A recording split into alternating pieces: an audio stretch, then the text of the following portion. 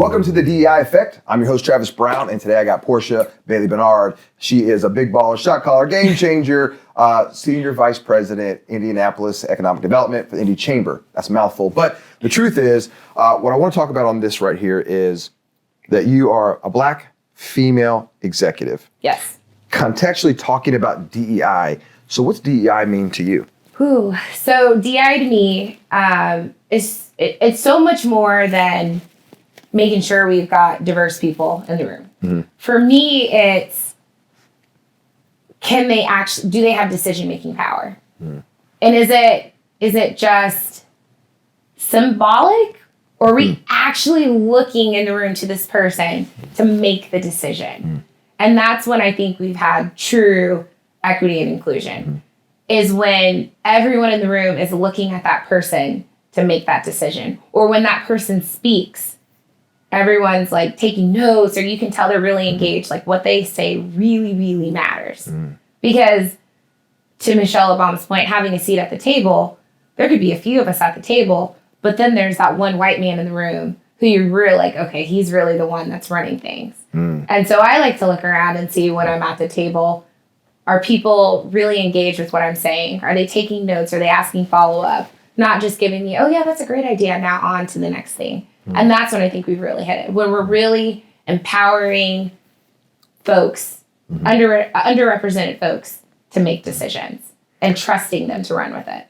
You know, as a Black female, and we talk about that, I phrase it that way, because the conversation around being both diverse and talent is this thing that we've been on a mission to talk about for our own agency. But some people try to be like, you know, it's if I have to hire diverse, or she has to be in the room, it's like less than because of that, right? There's this conversation, right?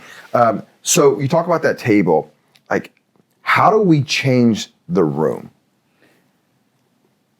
I feel like the onus is on people like me to make sure, like, the team that I'm hiring, the people that I'm bringing along are fit or ready, equipped to have a seat at that table. I think it just starts really young, and getting that pipeline of talent up, because the one issue I run into right now, this happens with boards all the time. I sit on like a gazillion boards, and people are just like, oh, get Portia. Guys, I'm on 13 boards. I can't sit on boards. They're like, we just need to make sure we've got diversity on our boards. And I'm like, well, why are you struggling to find diversity? You need to go outside of your network. And it's like, well, I can't think of anyone else. And I'm like, oh my gosh, guys. I know so many Black talented, because the big thing is having an attorney on your board. I can point to and name a gazillion Black talented attorneys that you just don't know because they're not in your network. And so that's why I really feel like it's on me, and it's also on them too, to who are you inviting to your dinner table? Like, expand your network. Get out here. Right. I cannot be your only Black friend. Well, and it's about that intentionality, right? It's like, hey, this is who I know of a know. Like, then put in some work. Put in some time. Like, go unpack all this other talent that's out there. But you talk about, like, your responsibility, and I get that, and I appreciate you owning that. All right, but from the business community, from the culture, from where we are in the world right now, like, what's the world's responsibility to really look at this holistically? That's a great question. I think we just have to be better. I think the world needs to stop going towards underrepresented folks that they're comfortable with. And I've got this thing that I do with my friend Greg Stowers. I talk about safe Blacks. And I know this sounds crazy, I know. But I use O.J. Simpson as my example. So when he was the Juice, Heisman Trophy winner, he's in all these ads and commercials. He was the Black guy that all the white people loved, and they felt super comfortable and safe with him. Obviously, things changed when he got them. They were right. And he's no longer that safe Black. I feel a lot of times, especially growing up in Fishers, and a lot of my white friends, they were very comfortable with me. They're like, oh, you know Portia. But if there's another Black person who doesn't talk like Portia, who doesn't dress like Portia, who doesn't wear their hair like Portia, who maybe doesn't have as many things in common as Portia has with us, we don't feel super comfortable with them. She's different. And that bothers me. And I had a lot of tough conversations with my friends after George Floyd, and just coming to terms with, you guys can't use me as your crutch, as your safe black friend. I got a black friend. Right? I got a black friend. Portia. I like black people. You're not like that. No, don't do that. Yeah. Don't do that. We had a conversation very similar to that, and I use a verbiage like, here's your non-threatening versus threatening. Because if you see me get out of my car at the gas station and I present a certain way, right? You're like you don't clutch your purse because you see me coming, getting out of my, my luxury vehicle in Fishers, right? Next person comes up in a different type of car, gets out, hair is different, facial, maybe different, clothes may be different. All of a sudden, that person is threatening all of a sudden, and I think that we're in that situation. You and I have a similar background. I grew up in Lafayette, mainly white, white dominant school environment, white friends, and so I was that person for everybody else. Which brings me to this issue is they go, well, if Portia made it and Travis made it, then everybody can make it. Yeah. And that becomes this argument against what really needs to happen within DEI. So talk about why just because a Travis and a Portia made it, why are we still not there? Because like you said, our circumstances were so different, and there's people that grew up. I can remember having conversations with black attorneys or young black law students that are like, I didn't grow up around white people. I'm on my end, I'm not even super comfortable being around white people. This is a first for me. And so it's them being comfortable and navigating in those spaces, and the white people being comfortable that this isn't a black person that we're familiar with or used to ourselves. It's tough. It's just, we need to get out a stereotype or what we think the ideal person you want to work with or who you're comfortable with. Just let that go.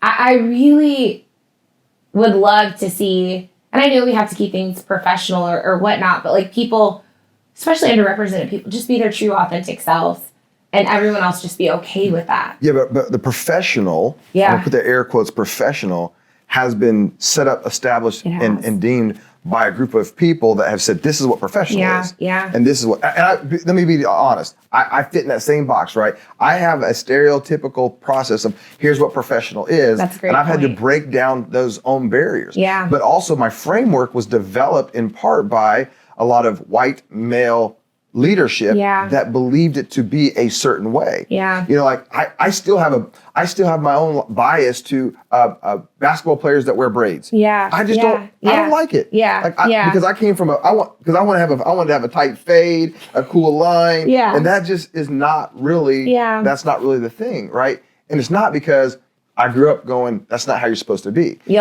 Clean shaven, for most of my life, clean shaven, because there was a professionalism to that, right?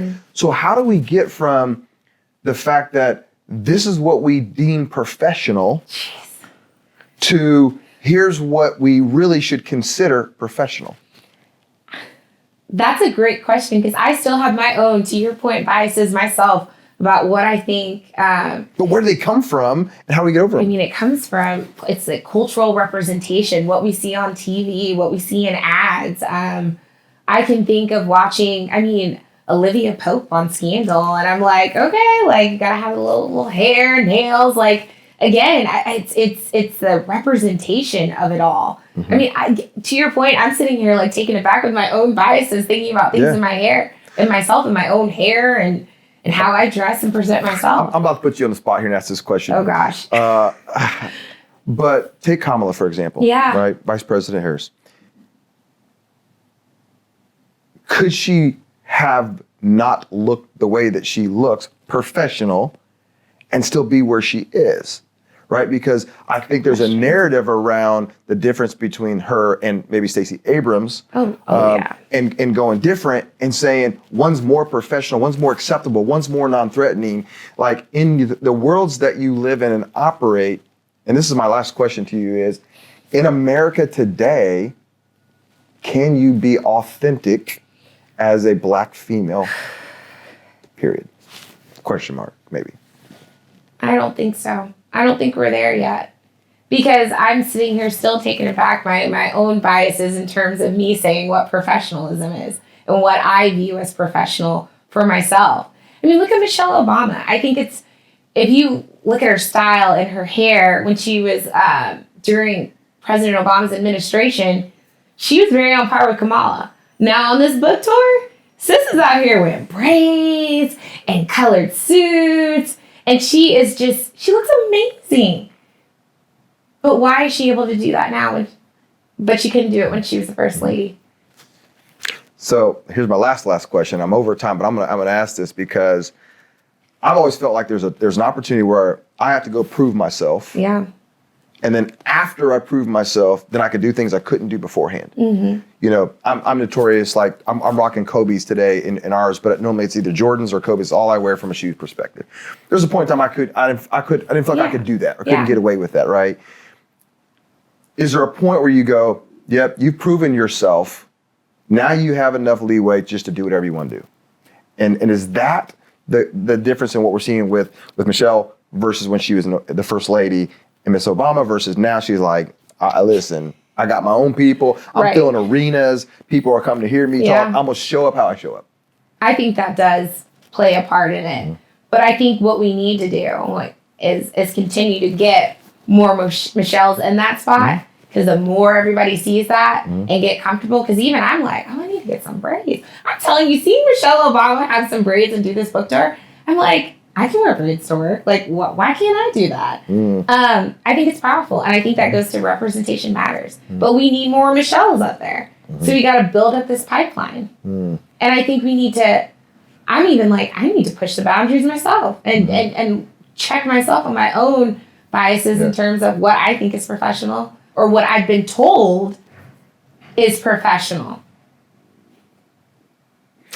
Woo! Man. Boy, we're going to have to have a show after the show on this one. Listen, hey, thanks for stopping by, chopping up, and being real. I can't wait to continue this conversation. I can't wait to show up to that first board meeting, and Portia has in braids. I want to be all up camera, taking pictures. I'm tagging Michelle Obama, like, see, you did this, girl. You did this, and you did this on your own after the White House. Go get it. So, hey, thanks for showing up. Thanks The DEI Effect, it's a wrap.